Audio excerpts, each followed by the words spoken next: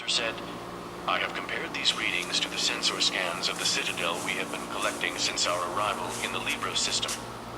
According to the time codes, the signal from the transfer key immediately preceded the Citadel's latest round of internal reconfigurations. Are you sure? Kirk asked, then held up his hand. He offered a small smile. I'm sorry, Spock. You'd think I'd know by now not to ask something like that.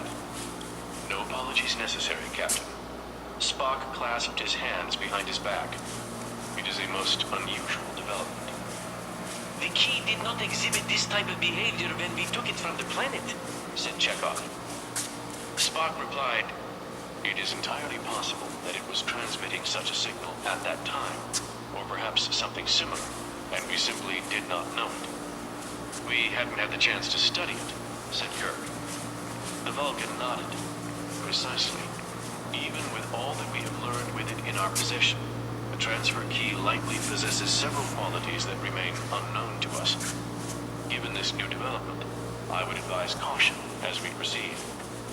That's good advice regardless.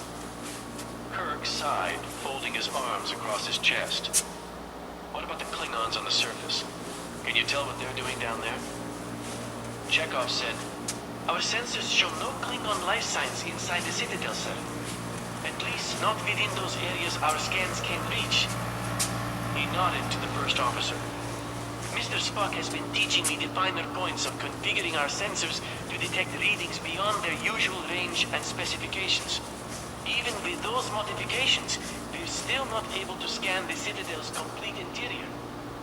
But you can see that the transfer field generator is online.